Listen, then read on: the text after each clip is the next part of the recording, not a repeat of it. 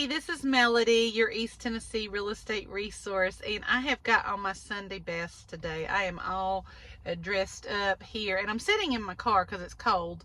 But I just finished up at a closing, and I represented the buyers, and they were a little surprised about how we do closings here in East Tennessee. So I thought, okay, let's take a couple of moments and let's make a video about this, because if you were surprised about it, then there might be other people who have questions about it as well. So stay tuned and I will explain how a closing is done in East Tennessee.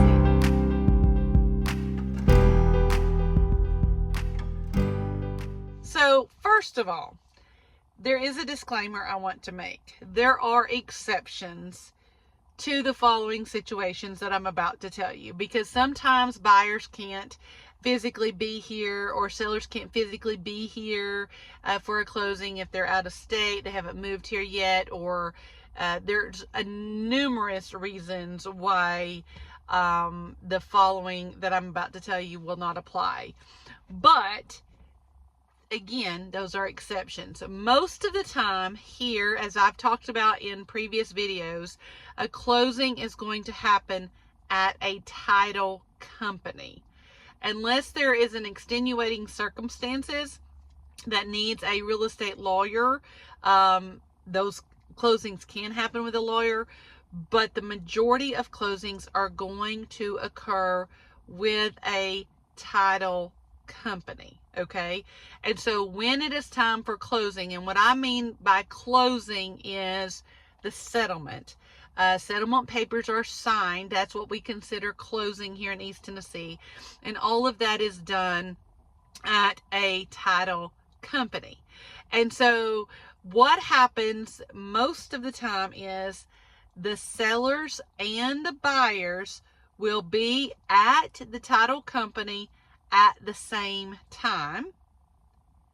And there are even instances where they might even be sitting at the same table. Maybe the buyers are on one side, the sellers are on the other, and the title company representative, or the closing representative from the title company, will be in the middle. And that way he or she can hand papers to the buyer and explain that to the buyer, hand papers to the seller when it's the seller's turn, or if there's terms or papers that need to be signed by both parties, they're kind of in the middle. I love to go to closings because there is nothing better than to be able to see those last few pages that need to be signed, and then to be able to hand the keys over. So in this case today, I was sitting there with my buyers. I'm there to answer any questions about any real estate documents that have to be signed at closing, which sometimes there are two of them.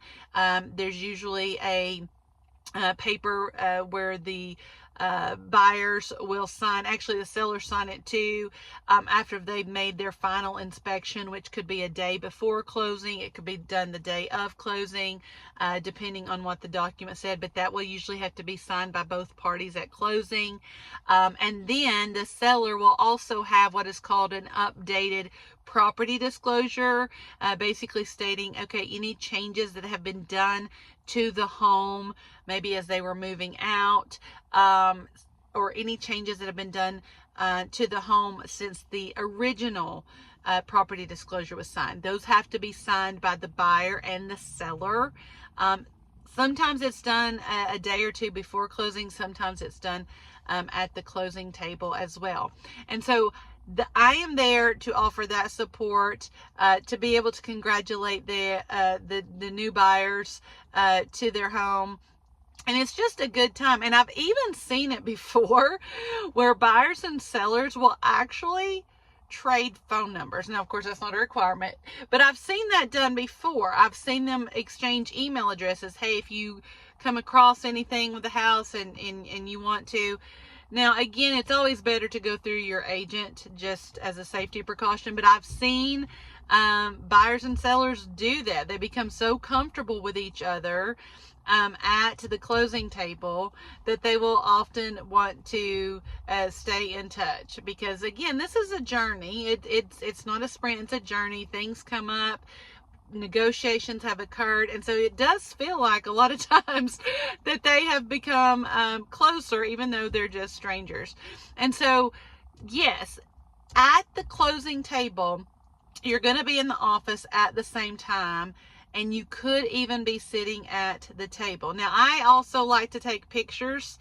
I enjoy seeing the smiles and sometimes the relief, knowing that we did get to that closing table. So a lot of times there's pictures taken there. Sometimes the title company will want you to hold up their sign and get a picture with that. But it is a very, I would consider, an intimate kind of time. And, you know, it's, if you would prefer not to have, you know, to be there to sign your paperwork when the seller's going to be there or when the buyer's going to be there, that can always be arranged. But just don't be surprised if we're all there at the same time, or if we're all even sitting at the table at the same time, because that does happen with closings here in East Tennessee. So if you are ready to close on a property, and I can help you with that, either with buying or selling, please like this video, comment on it. It makes my heart smile when you comment on a video. It lets me know that you're watching, and it lets me know that there's real people back there who are taking time out of their busy schedule. So even if it's just an emoji, anything, a thumbs up, anything that you can comment with, lets me know you're there. And it's kind of my momentum to keep doing the videos, and share this if I can help you. If you have a friend or a family member that I can help get them here to East Tennessee, either by buying a home, or if you know somebody who lives here, maybe they're selling, maybe they want to upsize or downsize, I hope you'll share this video with them. And until next time.